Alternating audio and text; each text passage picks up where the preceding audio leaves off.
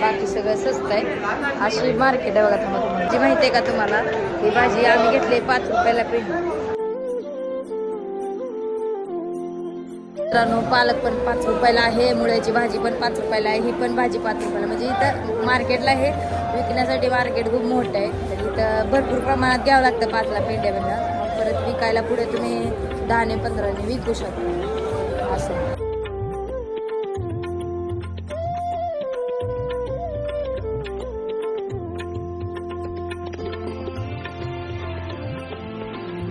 भाव नाहीये कढीपत्त्याला नाही, कशाला नाही, पण कोथिंबीरीला भरपूर भाव आहे.